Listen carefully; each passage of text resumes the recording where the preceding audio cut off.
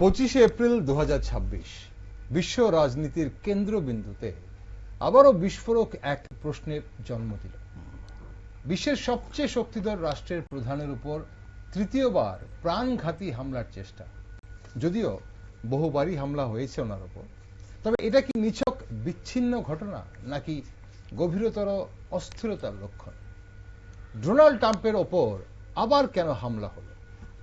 এই হামলা কি কেবল একজন ক্ষুব্ধ ব্যক্তির ব্যক্তিগত প্রতিশোধ স্পৃহা, নাকি এর পেছনে কাজ করছে সুসংগঠিত রাজনৈতিক বা আন্তর্জাতিক কোনো চক্র? এই হামলার সময়টাও কি কাকতালীয়? যখন আমেরিকা ও ইরানের মধ্যে উত্তেজনা তুঙ্গে, তখন কেন এই হামলা? এটা কি অভ্যন্তরীণ নিরাপত্তার ব্যর্থতা, নাকি আন্তর্জাতিক কূটনীতিকে ভেঙে দেবার উদ্দেশ্যে একটা পরিকল্পিত বার্তা? মার্কিন জনগণ এই ঘটনাকে কিভাবে দেখছে? তারা কি এটাকে গণতন্ত্রের উপর আঘাত হিসেবে দেখছে, নাকি ক্রমবর্ধমান রাজনৈতিক বিভাজনের অনিবার্য ফল হিসেবে দেখছে? এই হামলা কি ট্রাম্পের প্রতি সহানুভূতির ঢেউ তুলবে, নাকি নিরাপত্তা ও নেতৃত্ব নিয়ে নতুন করে প্রশ্ন তুলবে?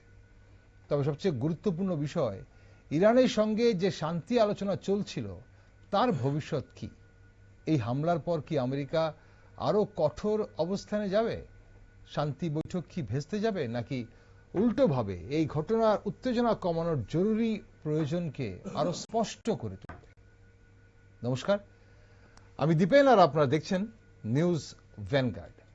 ডোনাল্ড ট্রাম্পের ওপর হামলা ও ভূ রাজনীতির গুরুত্বপূর্ণ মোড় নিয়ে একটি আলোচনায় আজ আমার সাথে রয়েছেন আন্তর্জাতিক বিষয়ে দুজন বিশেষজ্ঞ শিক্ষাবিদ, ডক্টর অভিজিৎ চন্দ্র এবং শিক্ষাবিদ দেবাশিস চক্রবর্তী। আপনাদের দুজনকে স্বাগত আজকের অনুষ্ঠানে।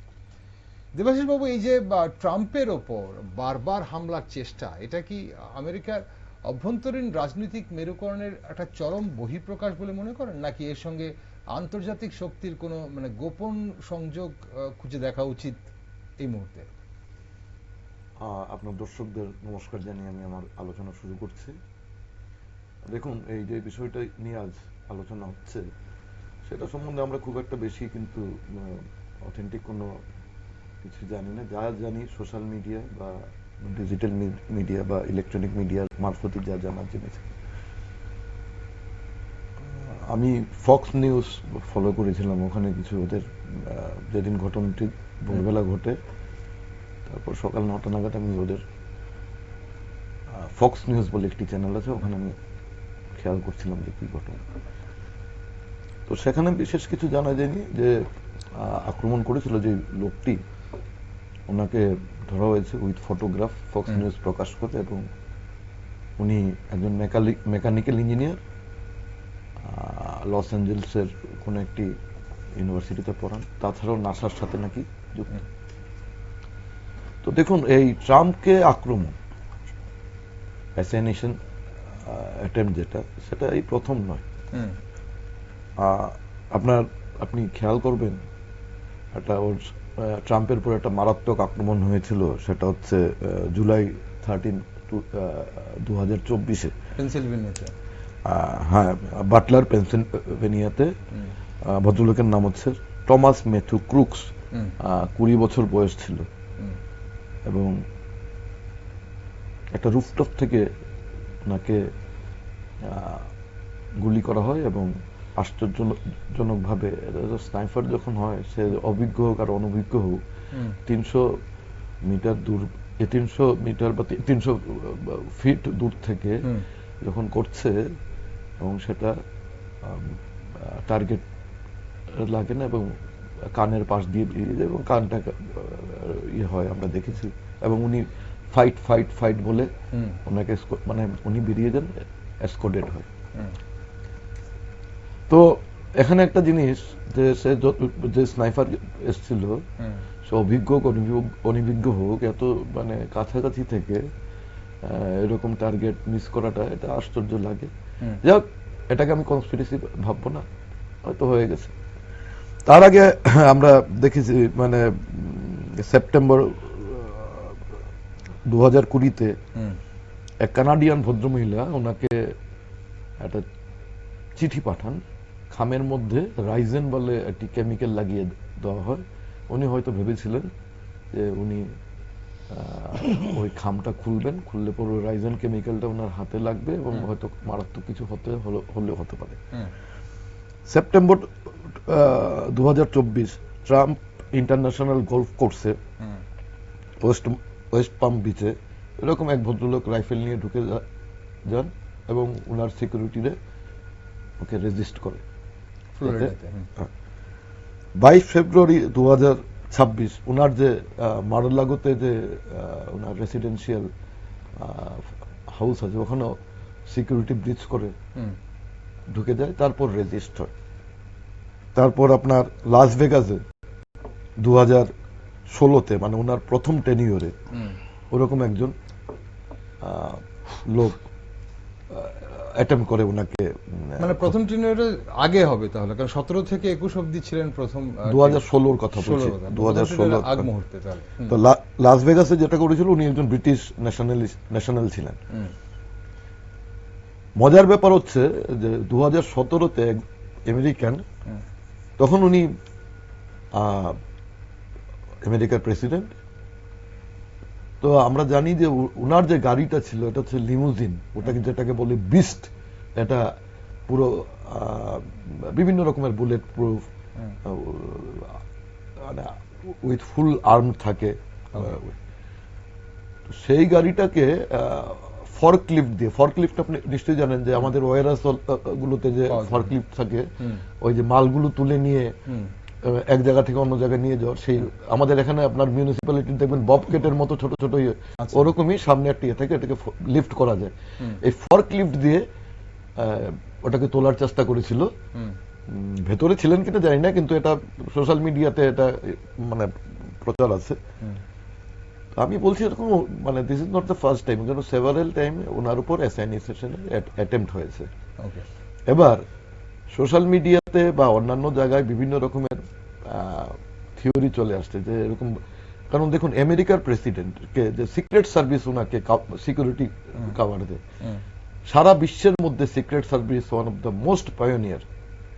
এবং ট্রাম্প প্রথম প্রেসিডেন্ট না, ওরা কিন্তু এর আগে জো বাইডেনকে, তার আগে ওবামাকে এবং অন্যান্য যারা সার্ভিস দিয়েছে প্রাক্তন প্রেসিডেন্ট ছিলেন প্রত্যেকে কিন্তু নিরাপত্তা, ওদের এরকম নিরাপত্তা যাদেরকে রোল মডেল করে অন্যান্য দেশের যে নিরাপত্তা সংস্থাগুলো কিন্তু ওদেরকে দেখে কি ধরনের গ্যাজেট ইউজ করে, কিভাবে কি করছে ফলো করে এবং নিজেদেরকে ডেভেলপ করার চেষ্টা করে, আপ টু ডেট করার চেষ্টা করে। সেরকম একটা সংস্থা বাংকুয়েটে একটা ডিনার হচ্ছে হিলটন হোটেলে, ওখানে ও ঢুকে যায়, গিয়ে বেশ কয়েক রাউন্ড ফায়ার করে। এর আগে এই সিকিউরিটি ব্রিজটা কি করে হলো, এটা কিন্তু একটা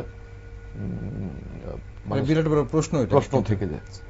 ওকে, এখন অবশ্যই এই সিকিউরিটি ব্রিজ কি করে হয়েছে সেটা নিয়ে তো প্রশ্ন অবশ্যই উঠছে, কিন্তু যেটা আসলে অভিজিৎবাবু রয়েছেন আমাদের সঙ্গে। অভিজিৎবাবু, আপনার কাছে জানতে চাইবো, যেটা আসলে মানুষের মূল জানার ইচ্ছে থাকে, এখন যিনি এই মুহূর্তে সেই হোটেলে ঢুকে পড়েছিলেন, সেই হোটেল কিভাবে ওনাকে চেক ইন করিয়েছে, বলা হচ্ছে ওনার লাগেজ কখনো চেক করা হয়নি, উনি দুটো রাইফেল এবং বিভিন্ন ধরনের ধারালো অস্ত্র নিয়ে উনি প্রবেশ করেছিলেন।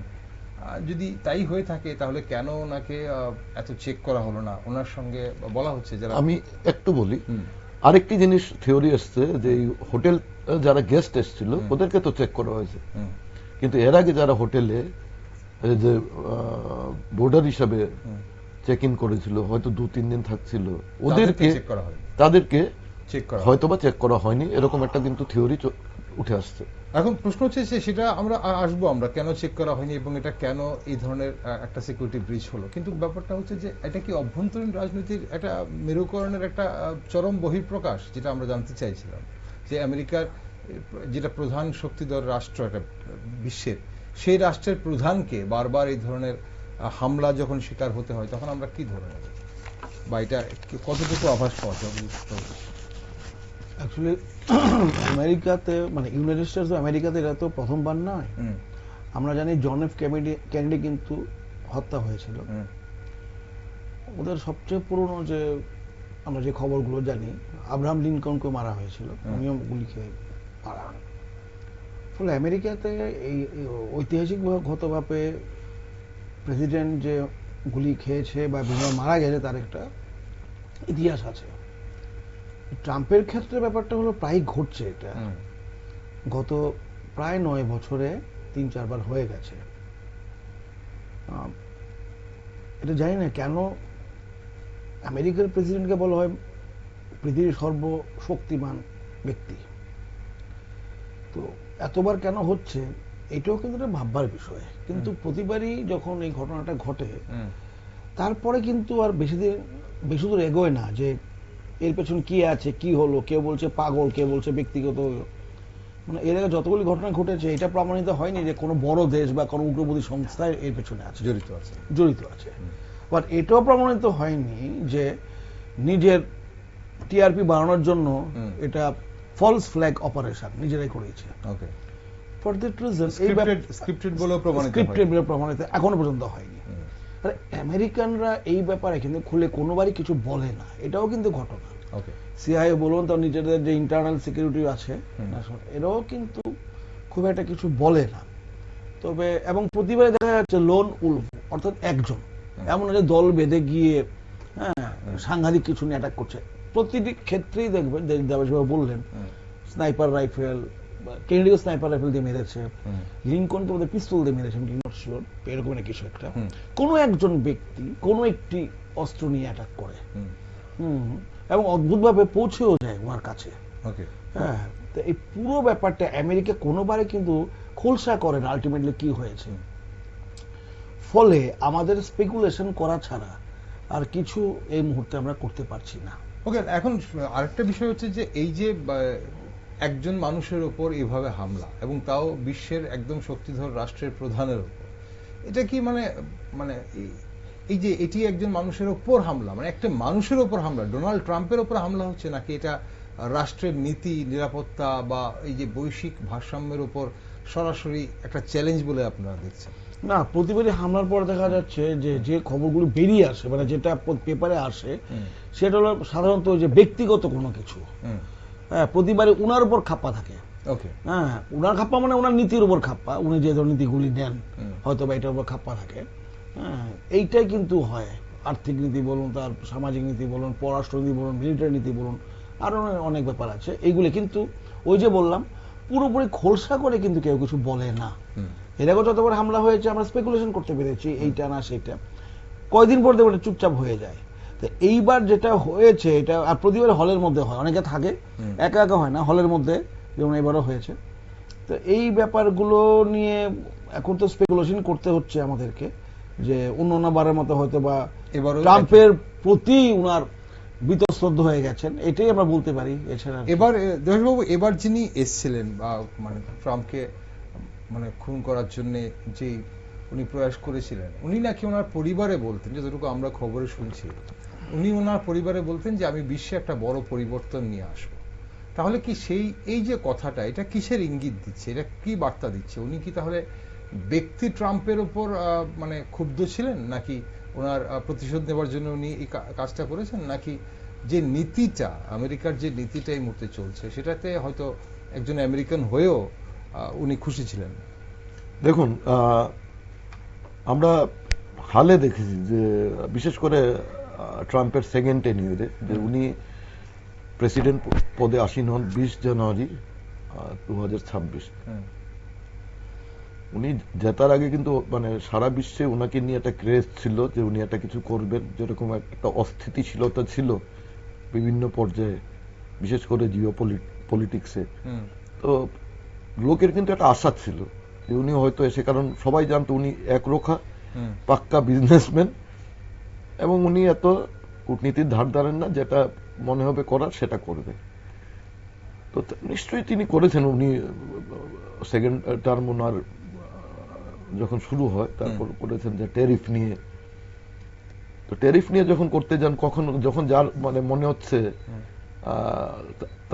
তাকে মানে কোন একটা দেশকে এত পার্সেন্ট করে এক্সিকিউটিভ অর্ডার গুলো উনি প্রকাশ করতেন, উনার যে সোশ্যাল মিডিয়া ট্রুথ, ওটাতে আমরা বিভিন্ন সময় দেখেছি।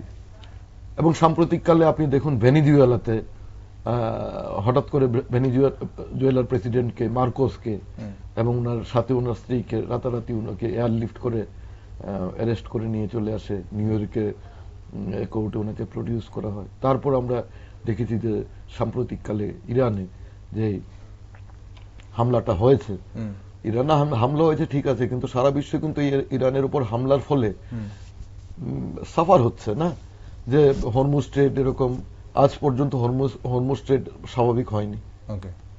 এগুলো নিয়ে প্রত্যেকে কিন্তু যে খুব একটা খুশি সেরকম নয়।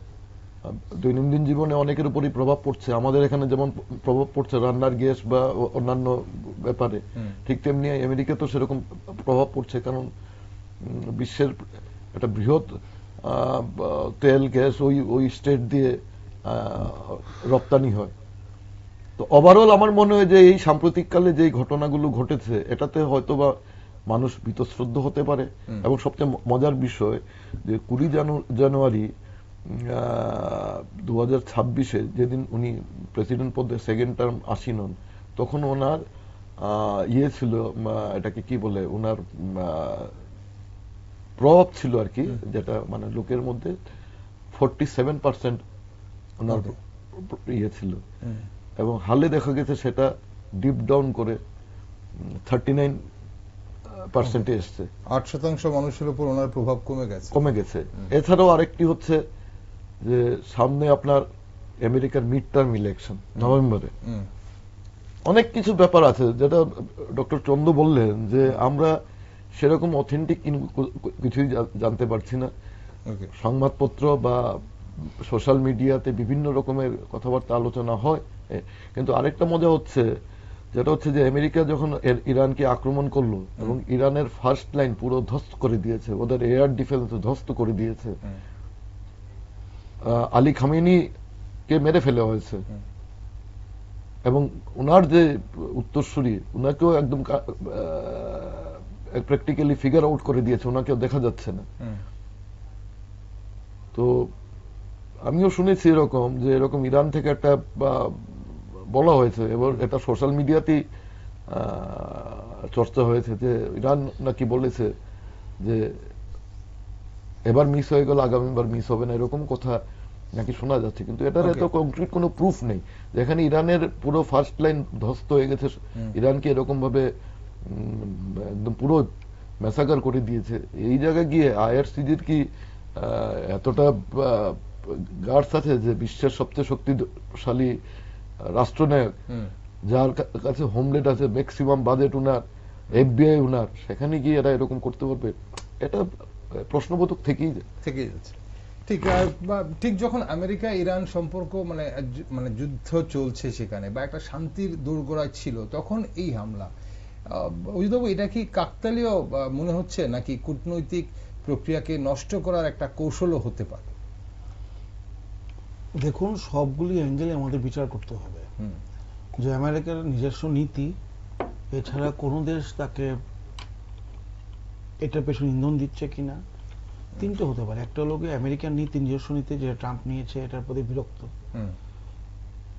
বিদেশের কেউ ট্রাম্পের বিরক্ত করতে পারে, এটা সম্ভাবনা মনে হয় কম। আর কোনো ব্যক্তি নিজস্ব কোনো ব্যাপার নিয়ে করতে পারে, তিনটি হতে পারে, বা তিনটে মিলিত রূপে হতে পারে। তবে এইটা চিন্তা করার ব্যাপার যে বারবার ট্রাম্পের হামলা হচ্ছে এবং সেটা কোনো কংক্রিট জবাব পাওয়া যাচ্ছে না, এবং অদ্ভুতভাবে ওনার যে সিকিউরিটি যে পেরিফেরিটা আছে এটা বারবারই ব্রিচ হচ্ছে, ভেঙে যাচ্ছে। এইটাই তো চিন্তার ব্যাপার। এখানে কি শুধুমাত্র মানে কিভাবে ঢুকতে পারছে, একবার দুবার এটাকে তো আটকানো যায়, কিন্তু এবং কোথায় ঘটছে? এটা আমেরিকার মধ্যে ঘটছে, এটা না বাইরে দেশে ঘটছে, এটা ইউনাইটেড স্টেটস এর ভেতরে ঘটছে। ঘোষিত ওইখানে উনি আসবেন নিশ্চয়ই, আগে এমন না হঠাৎ করে চলে গেছেন কোনো কিছু সিকিউরিটি বললে কই। এবং ট্রাম্প না থেকে অনেক লোক ছিলেন, ভাইস প্রেসিডেন্ট ছিলেন, তো অনেকেই ছিলেন, বড় বড় মাথা ছিল ওইখানে। এরপরে কি করে এই ব্যাপারগুলি ঘটছে, এটাই তো অবাক লাগছে আমার কাছে আমেরিকার মতো দেশে।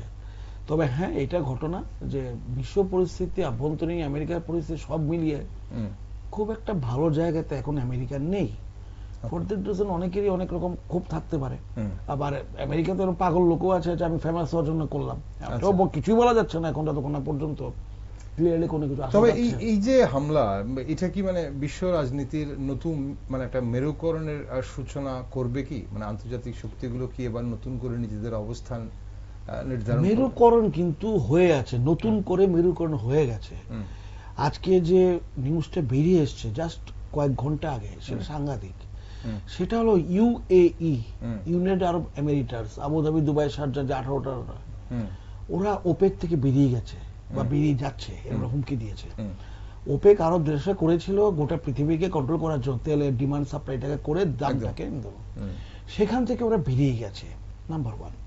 নাম্বার 2, ইউএইতে ওদের যে আরব দেশদের সবচেয়ে বড় শত্রু ইসরায়েল, সেখানে আয়রন ডোম বসিয়েছে, ওরা নিয়ে এসছে ইসরায়েলি বিমান প্রতিরক্ষা, এবং কিছুটা ভারতের সাহায্য চেয়েছে। একদিকে দেখতে পাচ্ছি সৌদি আরব, আমেরিকা এবং পাকিস্তানের সাহায্য নিয়েছে। ইউএই, যেখানে দুবাই, আবুধাবি, শারজাহ, ওরা ভারত এবং ইসরায়েলের সাহায্য নিচ্ছে। এখানে এরপর আপনার দেখবেন কদিন পর তুর্কি আসবে কাতারের জন্য, কুয়েত আছে, ওমান আছে। ফলে আরবদের মধ্যে যেটা ঐক্য ছিল, সবাই আমরা এক হয়ে লড়বো, এই ইরান যুদ্ধের ফলে ওদের মধ্যে কিন্তু টানাপোড়েন শুরু হয়েছে। এটা ভাঙন দেখা দিচ্ছে, ভাঙনে কে কাউকে বিশ্বাস করতে পারছে না, কারণ ইরান এখানে চালাকি করেছে। ওরা সবচেয়ে বেশি অ্যাটাক করেছে ইউনাইটেড আরব এমিরেটসকে, সবচেয়ে কম করেছে অন্যান্য দেশকে। এখন এইটার ফলে এটা কি তাদেরকে ভাঙার জন্য, নাকি এটা আমেরিকার কাছে থাকার কারণে এই ঘটনাটা ইরান করেছে? যেটা এখন ইরান যদি করে থাকে, আমেরিকার কাছে তো সবাই ছিল, কাতারাতে আমেরিকার সবচেয়ে বড় বেস, সৌদি আরবে বিরাট বড় বেস আমেরিকার, কুয়েতে বেস আছে আমেরিকার, বাহরিনে বেস আছে, তাহলে শুধু কেন ইউএইতে বেস আছে? তারপর বেছে বেছে এগুলো মানলো কেন? এখন ভূ রাজনৈতিকভাবে ভারতের মনে হয় এখান থেকে কিছু লাভ হলেও হতে পারে। আচ্ছা, কারণ ওরা যদি ভেঙে যায়, ওরা তখন বিভিন্ন শক্তিশালী দেশের কাছে হাত পাতবে, সামরিক সাহায্য চাইবে, তখন আস্তে আস্তে করে এখানে আমেরিকা তো আছেই, রাশিয়া আসবে, চীন আসবে, ভারতকেও ডেকে নিয়ে আসবে। ভারতের একটা বিরাট অ্যাডভান্টেজ হলো এই পুরো যে আরবিয়ান যে পেনিনসুলার, যেখানে 6-7টা দেশ আছে, এখানে ভারতের প্রায় কোটি কাছাকাছি 80-90 লক্ষের মতো লোক আছে, ভারতীয়রা আছেন, এবং এই লোকগুলো কিন্তু সরে গেলে ওদের কিন্তু অসুবিধা হবে। যত বড় বড় দোকান, ব্যবসা, পড়াশোনা, চাকরি থেকে সবকিছু ওপর লেভেলে ভারতীয়রা করে, এবং ভারতীয় দক্ষতা, তাদের সততা এবং শান্তিভাবে চলাফেরা করা, এটা ভারতের প্রচন্ড নাম। ওরা মুসলিম কান্ট্রি বাংলাদেশকে ভিসা দিতে চিন্তা করে, বাংলাদেশ কিন্তু অনেক সময় ভারতের লোকে ভিসা নিয়ে যায়, পাকিস্তানকে ওরা মন থেকে চায় না, মুসলিম হওয়া সত্ত্বেও। তো এই সব বিভিন্ন ব্যাপারে ভারতের একটা অ্যাডভান্টেজ পয়েন্ট থাকবে। আর ওপেক থেকে বেরিয়ে গেলে ওদের যে প্রত্যেক দেশে কোটা আছে, তুমি এর বেশি বিক্রি করতে পারবে না, তখন সেটা থাকবে না। তখন যে আবুধাবি মানে ইউএই তার মতো করে তখন ডিসিশন নেবে, আমি কাকে তেল দেবো, কেউ দেবো না, এটা ব্যাপার আছে। ওপেক থেকে বেরিয়ে গেল। ফলে এই ইরান এবং এই যুদ্ধে আস্তে আস্তে দেখা যাচ্ছে কি, ভারতের পশ্চিম দিকে ইরান একটা খুব বড় শক্তি ছিল, এটাকে ধ্বংস করে দেওয়া গেছে। এখন রইল বাকি পাকিস্তান আর তুর্কি। তুরস্ক ন্যাটোর মেম্বার, পাকিস্তানকে সবাই কাজে লাগে, কেউ বিশ্বাস করে না। আজকে দেখা গেল পাকিস্তানে হঠাৎ করে ভয়ঙ্কর সাইবার অ্যাটাক হয়েছে, বলা নাকি সর্ববৃহৎ সাইবার অ্যাটাক। ওদের প্রায় 400টা জায়গাতে অ্যাটাক হয়েছে একই সাথে, এবং সেখানে পাকিস্তান বলছে ভারত করিয়েছে, ভারত বলছে নন স্টেট অ্যাক্টর, যা সব আসছে। ওরা একদম শেষ করে দিয়েছে, ওরা এখনো লাইট আসেনি, ওদের অনেক সমস্যা, পুরো ধ্বস্ত করে দিয়েছে। তা ওয়ার যুদ্ধ কিন্তু এখন আর আগের মতো মাটিতে গোলা বারুদ সাইবার অ্যাটাক হবে, স্পেস থেকে অ্যাটাক হবে, বিভিন্ন ভাবে অ্যাটাক হচ্ছে, যেগুলো হয়তো আমরা বলি মাইন্ড ওয়ারও চলছে, মাইন্ড ওয়ার চলছে, নেগেটিভ ওয়ার চলছে। হ্যাঁ, এই বিভিন্ন ব্যাপারে আপনি আগামী এই বছরটা খুবই ক্রিটিক্যাল সব দেশের কাছে, জিও স্ট্র্যাটেজিতে সব দেশকে ক্রিটিক্যাল হয়ে গেছে। কারণ ইসরায়েল যখন আপনার গাজাতে অ্যাটাক করলো, সব দেশ ইসরায়েলের বিরুদ্ধে ছিল, দেখা যাচ্ছে ইসরায়েলের পক্ষে অনেক দেশ চলে আছে। সিরিয়া থেকে শেষ বার করলো রাশিয়ার পন্থী লোকদের, আমরা দেখলাম লেবানন থেকে হিজবুল্লাহ, অর্থাৎ ইরানের যতগুলি নন স্টেট একটা হিজবুল্লাহ, হুতি থেকে শুরু করে আইআরজিসি, তারপরে সব ইরাক থেকে সবগুলোকে মেরে মেরে তাড়ানো হচ্ছে। এবং এটার পেছনে আমরা সবাই জানি, এটা এখন প্রকাশিত, যে মুসলিমদের মধ্যে যে ভাগটা আছে, সর্ববৃহৎ ভাগ শিয়া এবং সুন্নি। ইরান শিয়া ডোমিনেটেড কান্ট্রি, শিয়া ওরা নেতৃত্ব দেয়, ফলে শিয়াদের যেখানে যেখানে পাওয়ারফুল ছিল এগুলোকে ধ্বংস করছে। অবশ্যই প্রচ্ছন্নভাবে সৌদি আরবে এখানে মদত আছে, এটা অস্বীকার করে লাভ নেই। আরব কান্ট্রির মদত আছে, ইরান সেটা ভালো করে জানে। পাকিস্তান শতপ্রণোদিত হয়ে গেছিল আমেরিকার সাথে ইরানের চুক্তি করতে, শান্তি চুক্তি করতে। এখন ইরান পাকিস্তানে বিশ্বাস করে না, কারণ যখন আলোচনা হচ্ছিল পাকিস্তান আমেরিকার পক্ষে চাপ দিচ্ছিল নিউক্লিয়ার একটা ডিল করতে, যে ইরান চাইছিল না। আবার ইসরায়েলকে বলছে এই চুক্তিতে নিয়ে আসতে, এদিকে বলছে ইসরায়েল যাতে ধ্বংস হয়ে যাক, সেটা বিদেশ খাজা আছে পরিষ্কার বলেছে। আপনি চুক্তি করবেন যে দ্রুত, তাদের যদি আপনি গালাগালি করেন তারা কেন আসবে?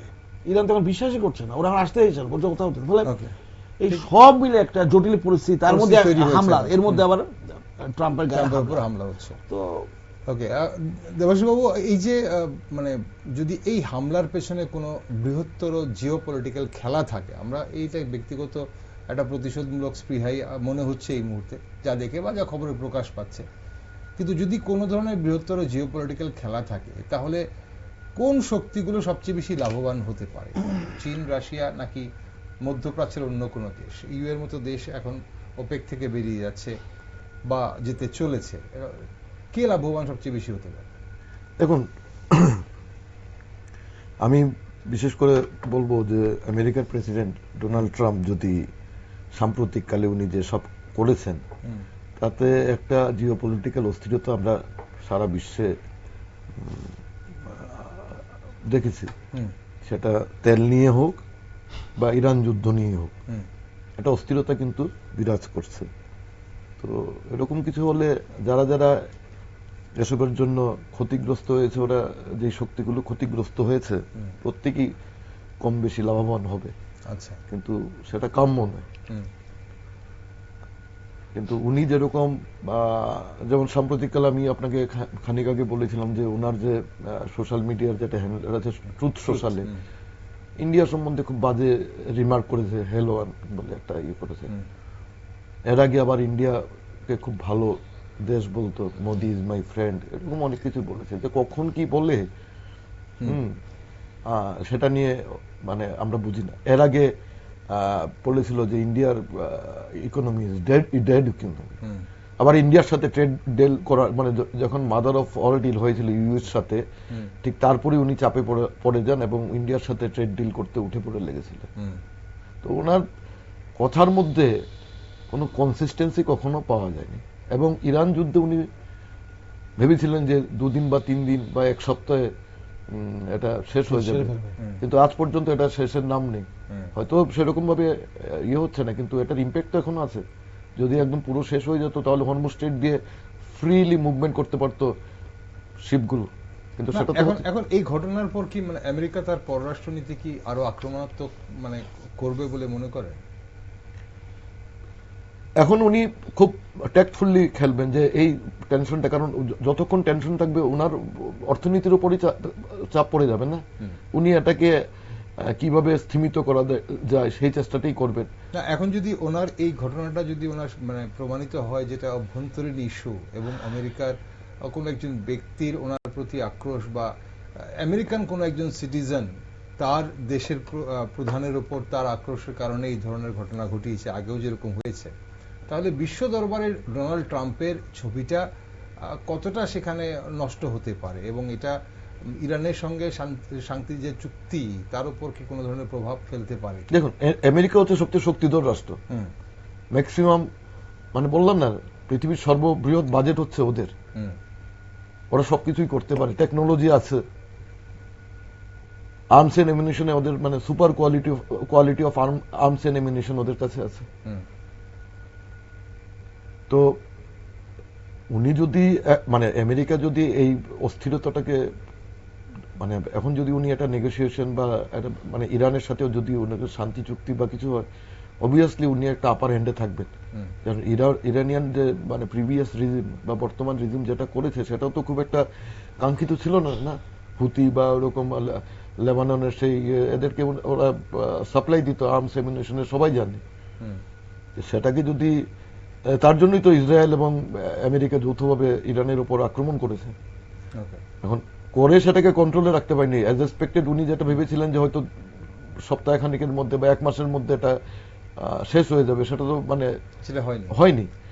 উনি এখন চাপে আছেন এবং উনি বাই হুক অর ক্রুক এটাকে এটা মানে চুক্তি করে এখানে শান্তি আনার চেষ্টা করছে। এবং পাকিস্তানের সাথে ওরা আমেরিকা একটি ইয়ে করে পাকিস্তানকে এটা মিডিয়েটর হিসেবে কাজে লাগিয়েছিল, যেটা সাকসেস হয়নি। এই শান্তি চুক্তি যখন হয়নি উনি আরো চাপে পড়ে গেছে, ইন্টারনালি এক্সটার্নালি। এবার ওই চাপের কারণে পিপল আর নাও অ্যাগ্রেসিভ যে কি হচ্ছে এগুলো, আমেরিকান সিটিজেন এরা অ্যাগ্রেসিভ যে কি হচ্ছে এগুলো, ক্রিটিসিজম বেড়ে গেছে। এবং এটাও তো শোনা গেছে যে সেদিন যে ঝামেলাটি হয়েছে, যে ছেলেটি বা যে শিক্ষক বা যেই সিটিজেন ওনাকে মানে ফায়ার করেছিল, উনি নাকি লাস্ট ইলেকশনে যে ডেমোক্রেটদের যে ক্যান্ডিডেট ছিল কমলা হ্যারিস, উনার ইলেকশন ফান্ডে নাকি ফান্ডিং করেছিল। তো ওভারঅল এটা মানে এটা রিপাবলিকান বিরোধী বলেই ওনার একটা তকমা এই মুহূর্তে তো রয়েছে, পেয়েছেন সেটা।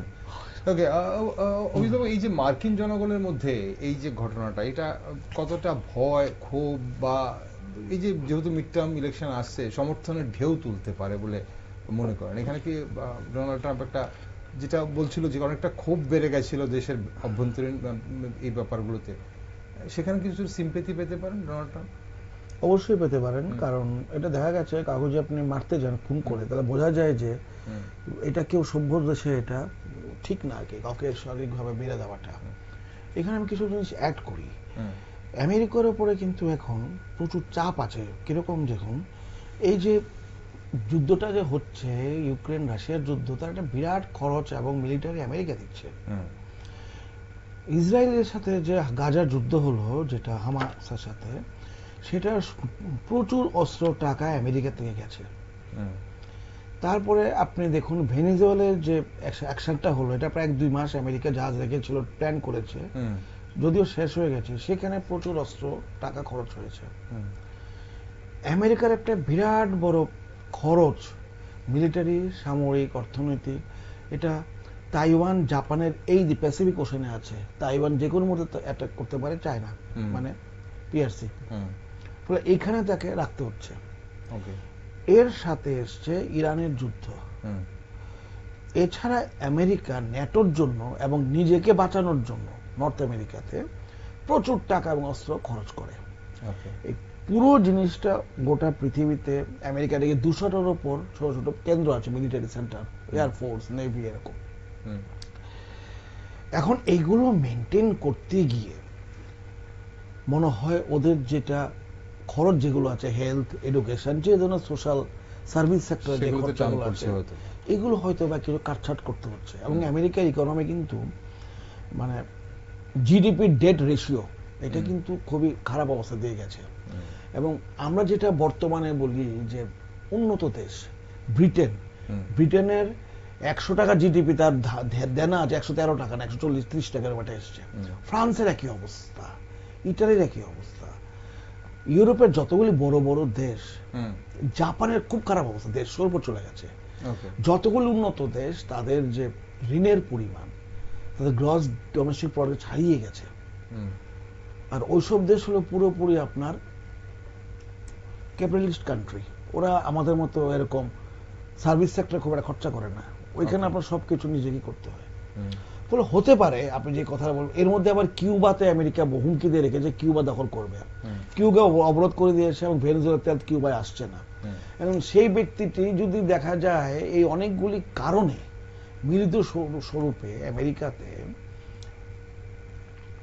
অনেক অনেক কিছু ভাবতে পারে, ক্ষোভ থাকতে পারে, এটা একটা বহিঃপ্রকাশ হতে পারে, যে প্রভাবও কমে গেছে অনেকটা। এটা এইভাবে যে মানে আমেরিকার প্রভাব কমে গেছে, পয়সা পাচ্ছে না, মার্কেট নেই, জিনিসের দাম বেড়ে গেছে, সব মিলিয়ে তার উপরে ওদের তো প্রত্যেকে অস্ত্র রাখে, অস্ত্র রাখার অধিকার আছে ওদের সামনে। এই সব মিলিয়ে ট্রাম্প যে ম্যানেজ করতে পারছে না বা লোকে যে আশা করেছিল এগুলো সব শেষ হয়ে যাবে, না হওয়াতে যেটা টেনশন সেটাও বহিঃপ্রকাশ হতে পারে।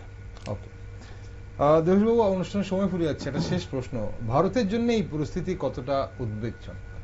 ভারত কি কৌশলগতভাবে নিরপেক্ষ থাকবে নাকি কোনো পক্ষের দিকে ঝুঁকতে বাধ্য হতে পারে? দেখুন, সাম্প্রতিককালে যা ঘটেছে ভারতের জন্য তো উদ্বেগজনক বটে। সেটা আমরা রুপির, ডলারের সাথে রুপির যে এটা দেখেছি, রুপির দাম বেড়ে গেছে। তেল নিয়ে একটা সংকট আছে, গ্যাস নিয়ে সংকট আছে, ওভারঅল সার্ভিস সেক্টরের উপরই এটার প্রভাব আসছে। ভারত একটা উদীয়মান অর্থনৈতিক শক্তি, যেরকম তরতর করে এগিয়ে যাচ্ছিল, এই যুদ্ধের ফলে কিন্তু একটা ভাটা পড়েছে। আমার মনে হয় না ভারত সেরকম কোনো কিছু করবে। ভারত যেরকম নিরপেক্ষ হিসেবে, দেখুন আমেরিকা এবং ইরানের সাথে যুদ্ধে পাকিস্তান যখন মেডিটেট করেছে, ভারত কিন্তু এটাকে নিয়ে মানে সেরকম কোন রকম ইয়ে করেনি যে এগিয়ে যায়নি বা ঠিক আছে। এটা নিয়ে অনেক সমালোচনা হয়েছে, ভারতীয় বিদেশমন্ত্রী কি জবাব দিয়েছিল আমরা সবাই জানি। ভারত নিরপেক্ষ রেখে তার যে উদ্দেশ্য সেটা সাধন করবে। ইরান আমেরিকার যুদ্ধে বিভিন্ন দেশ বিভিন্নভাবে সংকটের সম্মুখীন হয়েছে, কিন্তু আমরা কিন্তু সেরকম ভাবে আক্ষরিকভাবে সেরকম সংকটের সম্মুখীন এখনো হয়নি, মানে সাধারণ জনগণ সেটা এখনো ফেস করেনি। ভারত আগেও বরাবর নিরপেক্ষ ছিল, কোনো দিকে ঝুঁকত না, নিজের দেশের জন্য যেটা ভালো সেটাই করে। তো সেই হিসেবে আমি বলছি, সেই নিরিখে ভারত হয়তো যেরকম ব্যবসায়িক সম্পর্ক যে যে দেশের সাথে ছিল সেটা বজায় রাখবে, আমেরিকার সাথে যেরকম আছে সেটাও রাখবে। এবং আমেরিকার প্রেসিডেন্টের ওপর এই হামলার, এই যে সেদিন হামলাটি হলো, হওয়ার পর কিন্তু তৎক্ষণাৎ আমাদের প্রধানমন্ত্রী নরেন্দ্র মোদী জি কিন্তু আপনার এখন যেটা টুইটারে, ওখানে কিন্তু উনি একটা সমবেদনা জানিয়েছেন এবং উৎকণ্ঠা জানিয়েছেন এবং ওনার যাতে কোনো ক্ষতি না হয় সেটা বলেছেন। ঠিক, আমরা এখন অবধি তো এই ধরনের কোনো পরিস্থিতি তৈরি হয়নি যে আমাদের জ্বালানি নিরাপত্তা নিয়ে যে এটা সংশয় দেখা দিয়েছিল, যদিও গ্যাস নিয়ে মানুষের মধ্যে একটা উৎকণ্ঠা রয়েছে জ্বালানিতে, কিন্তু পেট্রোল বা ডিজেল নিয়ে এখনো পরিস্থিতি তৈরি হয়নি। কিন্তু এই পরিস্থিতি যদি মানে এই ডোনাল্ড ট্রাম্পের ওপর হামলার এই পরিপ্রেক্ষিতে যদি আমেরিকা ইরান যুদ্ধ আরো দীর্ঘায়িত হয়, তাহলে তার প্রভাব দক্ষিণ এশিয়া বা বিশেষ করে ভারতের অর্থনীতি, জ্বালানি নিরাপত্তা বা কূটনীতির ওপর কি ধরনের প্রভাব ফেলতে পারে? অনেকে ভাবছে যে এই অবরোধটা ইরান করেছে। হ্যাঁ, প্রথম ইরান করেছিল এবং আমেরিকার সাথে কথা বলতে যায়নি, আমরা করব না, আমরা এগুলো মানব না, আমেরিকা যে চাপ দিচ্ছিল এগুলোর উপরে। কিন্তু এখন ইরান চাইছে কেন? কারণ একবার যদি তেল খুলে তেল উত্তোলন করা শুরু করেন, এটাকে আপনি কিন্তু বন্ধ করতে পারবেন না। বন্ধ যদি ক্যাপিং যদি করতে হয়, এটা অনেক কস্টলি, আবার রিওপেন করতে গেলে আরো অনেক ঝামেলা আছে। আমেরিকা যে এখন ইরানকে অবরোধ করে রেখে দিয়েছে, আমেরিকা অবরোধ করেছে হরমুজ প্রণালীর বাইরে ভারত মহাসাগরের দিকে, ও যেটা বলে ওমান সাগর, ওইখানে ইরান লুকিয়ে লুকিয়ে চুরি করে কিছু জাহাজকে, যার কোনো দেশে পতাকা ছিল না, পাঠিয়ে দিত ভারত মহাসাগরে বা অন্যান্য দেশে, সমুদ্রের মাঝখানে এক জাহাজে অন্য জাহাজে তেলটা নিয়ে কোন দেশে বিক্রি করে ট্রান্সফার করতো, ট্রান্সশিপমেন্ট করতো। এইটা বন্ধ করাতে এখন কালকে বা আজকে যে খবরগুলো আসছে, তেল উত্তোলন তো বন্ধ করা যাচ্ছে না, এগুলো এখন আবার রপ্তানি করা যাচ্ছে না, ফলে তেলগুলো জমতে শুরু করতে করতে করতে এমন অবস্থা হয়েছে, যদি এটা আরো 48 বা 72 ঘন্টা চলে, ইরান কিন্তু মহাবিপদে পড়ে যাবে। এটাকে কিভাবে কোথায় দেবে কিভাবে ক্যাপ করবে তেলের এগুলো, কারণ খুব পাওয়ার আসে। তাছাড়া ইরানকে যেহেতু আমেরিকা এম্বার্গো করে রেখে দিয়েছে, কোনো ওয়েস্টার্ন কান্ট্রি ওর টেকনোলজি সাহায্য করছে না, ফলে উন্নত টেকনোলজি নেই সেখানে, ফলে কারোর সাহায্য নেই। এখান থেকে উত্তরে যে আসবে ইরান, আর ইরান এখন যুদ্ধ চলছে আমেরিকার সাথে, এখন এটা তো চুক্তি হয়নি, ফলে কেউ পাঠাবেও না কোনো টেকনোলজি টেকনিক্যাল পার্সন, এখানে ঢুকতে পারবে না। ফলে এখন ইরান বিপদে পড়েছে। এখন ইরান চাইছে আমি তেলটা কত তাড়াতাড়ি আমি রপ্তানি করে আমার এটা বজায় রাখতে পারবো। আর এইটা অবরোধ করা হয়েছে কি, ইরানের তো এমনি এম্বার্গো আছে, ইরান তো কোনো মুদ্রা তো আয় হচ্ছে না, বিদেশি মুদ্রা, কত জিনিস কিনতে হবে। ইরানে এখন প্রচন্ড পরিমাণে মেডিকেলের অভাব আছে, মানে ওষুধপত্রের অভাব আছে, কদিন খাদ্যের অভাব শুরু হয়ে যাবে। ইরান কিন্তু খাদ্যের স্বয়ংবর নয় একদম, এগুলোর জন্য ইরান বাইরের দেশের বিশেষ করে ভারতের নির্ভরশীল। এখন ইরান চাইছে, যা সব খবর আসছে, এরাই এখন উদ্গ্রীব যে হরমুজ প্রণালী খোলার জন্য, হ্যাঁ, মানে একটা কোন সেটেলমেন্টে আসার জন্য। আমেরিকা কিন্তু এমনি এমনি বন্ধ করেনি। আমেরিকার যে স্ট্র্যাটেজি এটা ইউনিক। কিভাবে দেখুন রাশিয়াকে আস্তে করে ইউক্রেনকে দিয়ে 3 বছরের মধ্যে, কালকে খবর পাওয়া গেল 2 লক্ষ 2.5 লক্ষ মতো রাশিয়ার লোক মারা গেছে যুদ্ধে, যেটা এসছে আর কি। এখন আস্তে করে যে সবচেয়ে বড় শত্রু, তার ঘোষিত শত্রু, সেটা হলো উত্তর নর্থ কোরিয়া, ইরান। আর এর মধ্যে ইরানকেও মোটামুটি শেষ করে দিয়েছে। ইরানকে এখন সেই জায়গা থেকে আসতে গেলে অনেক কাঠখড় পোড়াতে হবে, এবং বেসিক্যালি ইরানকে নষ্ট করার কথা বলা হয়েছে রিজিম চেঞ্জ, যেটা ইরান সরকার চালাচ্ছে, আমি সেই সরকারটাকে যেটা জোর করে ভেনেজুয়েলায় করলো, এইটা শেষ করার পর ভাবছেন আমেরিকা চুপ করে বসে থাকবে। হুমকি দিয়ে রেখেছে ওরা কিউবাকে অবরোধ করবে। আমেরিকা না, কিউবাতে কিন্তু তেলের খুব ক্রাইসিস, কেমন এখন বিদেশি মুদ্রা খুব জটিল পরিস্থিতি কিউবাতে। এটা শেষ করার পর 2-3 মাস বসবে, নভেম্বরে মিড টার্ম ইলেকশন। তার আগে আমার অনুমান, যদি ট্রাম্প দেখে যে তার অবস্থা বেগতিক, কমে যাচ্ছে, তখন ট্রাম্প কিন্তু কিউবাতে এটা কিছু করবে। ওকে, মানে মিড টার্ম ইলেকশন আগে কিউবা নেক্সট হতে পারে আমার অনুমান। ওকে, অসংখ্য ধন্যবাদ আপনাদের দুজনকেই সঙ্গে থাকার জন্য। আজ দেবাশিস বাবু আপনাকে ধন্যবাদ, অভিজিৎ বাবু আপনাকে ধন্যবাদ সঙ্গে থাকার জন্য। নমস্কার। দর্শক বন্ধুরা, আজকের আলোচনায় একটা বিষয় পরিষ্কার, ডোনাল্ড ট্রাম্পের ওপর হামলার চেষ্টা কোনো বিচ্ছিন্ন ঘটনা হিসেবে মানে দেখলে হয়তো এটা বড় ছবিটা ধরা যাবে না। এটা এমন এক সময় ঘটছে যখন যুক্তরাষ্ট্র ও ইরানের সম্পর্ক চরম উত্তেজনার মধ্যে, আর সেই কারণেই এই ঘটনাকে ঘিরে অনিশ্চয়তা আরো বেড়ে গেছে। বিশেষজ্ঞদের বিশ্লেষণ থেকে বোঝা যায় এটা শুধু নিরাপত্তার প্রশ্ন নয়, বরং রাজনৈতিক মেরুকরণ, আন্তর্জাতিক কৌশল এবং কূটনৈতিক ভারসাম্যের এক জটিল মিশ্রণ।